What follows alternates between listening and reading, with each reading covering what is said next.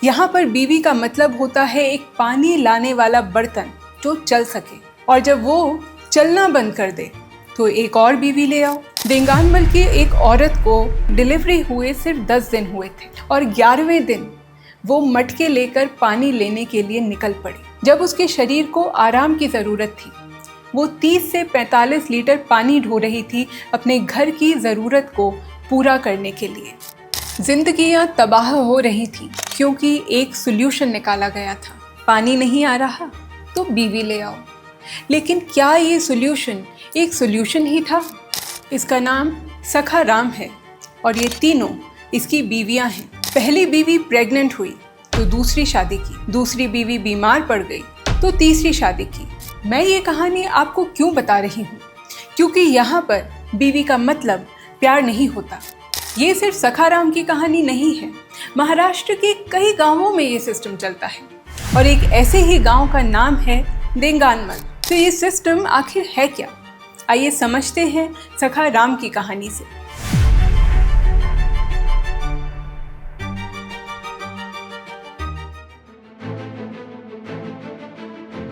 तुकी, सखरी और भागी, ये तीनों नाम हैं उन 3 पत्नियों के जो सखा राम के घर की दीवार पर फोटो में उसके साथ हैं। लेकिन ये कोई आम पॉलीगैमी की कहानी नहीं है कि सखा राम को दूसरी औरत से प्यार हुआ, फिर तीसरी से, और वो शादी करते गए। दरअसल जब उनकी पहली पत्नी तुकी प्रेग्नेंट हुई तो घर में पानी लाने की समस्या खड़ी हो गई। पानी लाने में घंटों लगते थे और पानी लाने के लिए घर में कोई नहीं बचा, तो इसलिए उन्होंने दूसरी शादी की सखरी से। सखरी को उसके पहले पति ने छोड़ दिया था, ना उसके पास घर था ना कोई सहारा, तो उसने सखा राम से शादी कर ली और उसके घर के लिए पानी लाने लगी। लेकिन कुछ सालों बाद सखरी की तबीयत भी खराब रहने लगी, तो पानी कौन लाता? इसलिए सखा राम ने तीसरी शादी की भागी से। आज इनके घर में पानी लाने की जिम्मेदारी भागी ही संभालती है। सखरी खेतों में काम करती है और तुकी घर देखती है। मतलब तीनों के रोल्स क्लियरली डिवाइडेड हैं और ये सिस्टम ऐसे ही चला आ रहा है। लेकिन ये डिवीजन जो है वो सिर्फ काम तक नहीं रुकता। घर में तीनों के कमरे और किचन अलग अलग हैं। और एक और बात, पानी लाने वाली बीवियों का अपने पति के साथ कोई भी फिजिकल रिलेशन नहीं होता, ना तो वो साथ सोते हैं ना ही उनके बच्चे होते हैं। तो बेसिकली ये सिर्फ एक नाम की शादी है और सखा राम के हिसाब से ये अरेंजमेंट एकदम परफेक्टली काम कर रहा है उसकी घर गृहस्थी के लिए। हालांकि हिंदू मैरिज एक्ट के तहत पॉलीगैमी इलीगल है, लेकिन देंगानमल के इस सिस्टम से यहाँ की ग्राम पंचायत को भी कोई प्रॉब्लम नहीं है। दरअसल ये कहानी है उन औरतों की जो एक ऐसी जिंदगी जी रही हैं जिसके बारे में हम सोच भी नहीं सकते। देंगानमल से पानी का स्रोत सिर्फ 3 किलोमीटर दूर है, लेकिन ये पानी यहाँ नहीं आता। वो जाता है 140 किलोमीटर दूर मुंबई में। 2015 में रॉयटर्स के फोटोग्राफर दानिश सिद्दीकी की कुछ तस्वीरें दुनिया भर में छिपी। ये तस्वीरें थी महाराष्ट्र के इसी गांव देंगानमल की। इस गांव के लोग सालों से पानी के लिए तरस रहे हैं। यहाँ ना तो कोई वाटर पाइपलाइन है, ना ही कोई नल और ना ही कोई रिलायबल वाटर सप्लाई। और सबसे बड़ी आयरनी, सबसे बड़ा दुख इस बात का है कि इस गांव से सिर्फ 3 किलोमीटर दूर भत्सा डैम का रेजर्वॉयर है, लेकिन उसका पानी यहाँ इस गांव तक नहीं आता। ये पानी जाता है 140 किलोमीटर दूर मुंबई तक, जहाँ लोग शावर लेते हैं, गाड़ियाँ धोते हैं, स्विमिंग पूल्स भरते हैं। और शायद हमें तो ये एहसास ही नहीं होता कि घर में पानी आना कितना आसान है। और वहीं देंगानमल में एक मटके पानी के लिए, मतलब करीब 10 से 15 लीटर पानी के लिए एक औरत को घंटों चलना पड़ता है। तो फिर देंगानमल में रोज़मर्रा का पानी आता कहाँ से है? ये आता है 2 जगहों से। एक कुएं से जहाँ से आने जाने में घंटों लग जाते हैं, और एक भत्सा डैम के जलाशय से जो गांव से करीब 3 किलोमीटर की दूरी पर है। और पानी लाने की जिम्मेदारी है देंगानमल की औरतों की। रोज़ हर दिन 2 से 3 मटके सिर पे और कमर पे 15-15 लीटर के, मतलब हर ट्रिप में 30 से 45 लीटर पानी का बोझ, तब तक जब तक घर में 100 लीटर पानी ना आ जाए। एक ट्रिप, दूसरी ट्रिप, फिर तीसरी ट्रिप। 100 लीटर यानी पानी की 5 से 6 या 7 बाल्टियाँ। सोचिए, अगर हमें एक बाल्टी जिसमें पानी भरा हो उठाकर बाथरूम से आंगन तक भी ले जाना हो तो कितना भारी पड़ता है। और यहाँ कुछ औरतें हैं जिनका पूरा पूरा दिन या शायद आधी जिंदगी ऐसे ही पानी को ढोते ढोते निकल जाती है। दानिश सिद्दीकी की तस्वीरों के बाद CNN भी यहाँ पहुँच गए, लेकिन समस्या सिर्फ पानी की ही नहीं थी। जिंदगियाँ तबाह हो रही थी क्योंकि एक सोल्यूशन निकाला गया था। पानी नहीं आ रहा तो बीवी ले आओ। लेकिन क्या ये सोल्यूशन एक सोल्यूशन ही था या असल में इसने एक और भयानक समस्या को खड़ा कर दिया था। मर्द खेतों में काम करता है और पहली पत्नी घर और बच्चे संभालती है, और पानी लाने के लिए एक एक्स्ट्रा पत्नी को ब्याह कर लाया जाता है, जिसे कहते हैं वाटर वाइफ, यानी कि पानी वाली बाई। अब सवाल ये है कि पानी लाने के लिए ये कोई मजदूर क्यों नहीं रखते? क्योंकि मजदूरों को तनख्वाह देनी पड़ती है, छुट्टी देनी पड़ती है, और जिस दिन वो ना आए तो घर में पानी का काम कैसे चले। इसलिए इनको एक ऐसा सिस्टम चाहिए था, कोई ऐसा अपना चाहिए था, हर हाल में, बीमारी में, हर दिन घर में पानी लेकर आए। और इसी ने जन्म दिया इस कॉन्सेप्ट को पानी वाली बाई। लेकिन बदले में पानी वाली बाई को क्या मिलता है? कई केसेस में न तो प्रॉपर्टी में हिस्सा, न ही पति के साथ वैवाहिक संबंध, न इक्वल स्टेटस, और अगर पिछली शादी से कोई बच्चे हों तो उन पर भी लिमिटेड अधिकार। ज़्यादातर पानी वाली बाई अपने पति के साथ सिर्फ नाम की शादी में बंधी हुई है। अगर गौर से देखें तो ये शादी कम है और एक अरेंजमेंट या कॉन्ट्रैक्ट ज़्यादा, जहाँ एक जीती जागती औरत को इंसान से ज़्यादा एक रिसोर्स के रूप में, या यूं कहिए कि पानी की पाइपलाइन के रूप में देखा जाता है। लेकिन एक सवाल अब भी रह जाता है कि कोई औरत ऐसी शादी के लिए हाँ करती ही क्यों है?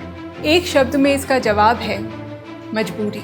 पानी वाली बाई अक्सर वही औरतें बनती हैं जो या तो विधवा होती हैं, जिन्हें पति ने छोड़ दिया होता है, या जो सिंगल मदर होती हैं, या जिनके पास घर नहीं होता। इनकार का मतलब है गरीबी, अकेलापन, असुरक्षा, और हाँ का मतलब है रोटी, कपड़ा और मकान और समाज में जगह। बदले में इन्हें बस पानी लाना है, रोज, हर दिन, हर हालत में। लेकिन रोज घंटों चलकर 100 लीटर पानी लाना मजाक नहीं है।